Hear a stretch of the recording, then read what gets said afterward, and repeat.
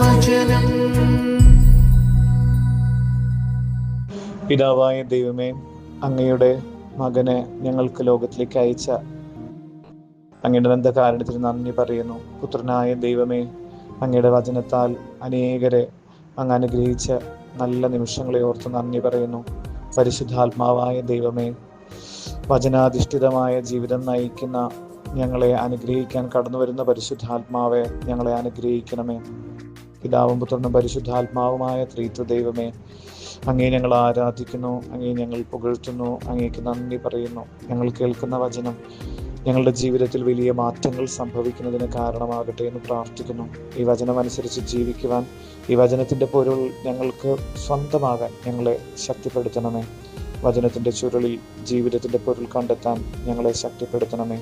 വിശുദ്ധ അന്തോണീസേ, ഞങ്ങൾക്ക് വേണ്ടി മാധ്യസ്ഥ അപേക്ഷിക്കണമേ. ആമേൻ.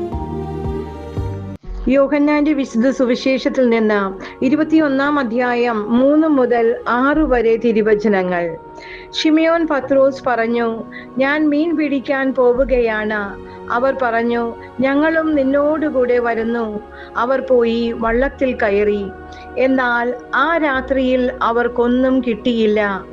ഉഷസ്സായപ്പോൾ യേശു കടൽക്കരയിൽ വന്നു നിന്നു. എന്നാൽ അത് യേശുവാണെന്ന് ശിഷ്യന്മാർ അറിഞ്ഞില്ല.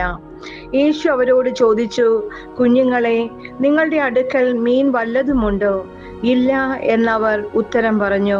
അവൻ പറഞ്ഞു, വള്ളത്തിന്റെ വലത്തുവശത്ത് വലയിടുക, അപ്പോൾ നിങ്ങൾക്ക് കിട്ടും.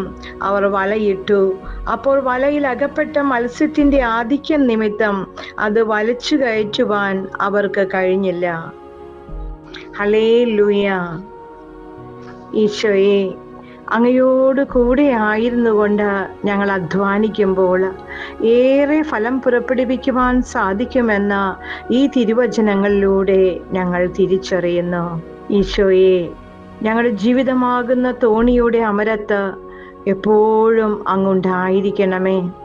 ഞങ്ങളുടെ ജീവിതത്തിൻ്റെ നിയന്ത്രണം അങ്ങയുടെ കരങ്ങളിലായിരിക്കട്ടെ. സുരക്ഷിതമായ പാതയിലൂടെ അവിടുന്ന് ഞങ്ങളെ നയിക്കണമേ. സ്വർഗമായിരിക്കട്ടെ ഞങ്ങളുടെ ജീവിത ലക്ഷ്യം. ആമേൻ. കർത്താവായ ദൈവമേ, ഞങ്ങൾ കേട്ട തിരുവചനം ഞങ്ങളുടെ പാദങ്ങൾക്ക് വിളക്കും വഴികളിൽ പ്രകാശവുമായി തീരട്ടെ. അങ്ങയുടെ വചനം അനുസരിച്ച് ജീവിക്കുവാൻ ഞങ്ങളെ ശക്തിപ്പെടുത്തണമേ. ഞങ്ങളിന്ന് കണ്ടുമുട്ടുന്നവരെയും ഞങ്ങളുമായി ബന്ധപ്പെട്ടവരെല്ലാവരെയും കർത്താവ് ഈ വചനത്തിൻ്റെ അഭിഷേകത്താൽ അങ്ങ് അനുഗ്രഹിക്കണമേ. പരിശുദ്ധ മറിയമേ, അമ്മ വചനത്തെ ഉദരത്തിൽ സ്വീകരിച്ചതുപോലെ ഈ വചനത്തിൻ്റെ ശക്തിയാൽ ഞങ്ങളുടെ ജീവിതത്തിൽ ശാരീരികവും മാനസികവും ആത്മീയവുമായ സന്തോഷം നൽകി ഞങ്ങളെ അനുഗ്രഹിക്കണമേ. സകല രോഗപീഠകളിൽ നിന്ന് അമ്മയുടെ മകൻ്റെ വചനത്തിൻ്റെ ശക്തി നിറയട്ടെ. സങ്കീർത്തനം 103:3 കർത്താവ് വചനം അയച്ച് രോഗികളെ സുഖപ്പെടുത്തുന്നുള്ള കർത്താവിൻ്റെ വചനം, കർത്താവെ, എല്ലാ ദിവസവും അനുദിനം ഞങ്ങൾ ധ്യാനിക്കുന്ന അതാത് ദിവസത്തെ വചന വ്യാഖ്യാനങ്ങളുടെ അഭിഷേകത്താൽ ഞങ്ങളെ അനുഗ്രഹിച്ച് രോഗസൗഖ്യം നൽകണമേ. കടബാധ്യതകൾ വിട്ടുമാറട്ടെ. ഞങ്ങളുടെ ജീവിതത്തിൽ സാമ്പത്തിക പുരോഗതി ഉണ്ടാകട്ടെ. ദൈവീക ദർശനങ്ങൾ ഉണ്ടാകട്ടെ. ജോയൽ പ്രവാചകനിലൂടെ പറഞ്ഞതുപോലെ യുവാക്കൾ ദൈവീക ദർശനങ്ങൾ കാണുന്നൊരു അനുഭവം ഉണ്ടാകട്ടെ. വാർദ്ധക്യത്തിലുള്ളവർ ദൈവത്തെ മുഖാമുഖം കാണുന്ന അനുഭവം ഉണ്ടാകട്ടെ. കർത്താവെ, ഞങ്ങളുടെ ജീവിതത്തിൽ പരിശുദ്ധാത്മാവിൻ്റെ അഭിഷേകം ഈ വചനത്തിലൂടെ സംഭവിക്കാൻ ഇടവരുത്തണമേ എന്ന് പ്രാർത്ഥിക്കുന്നു. നന്മ നിറഞ്ഞ മറിയമേ, സ്വസ്തി.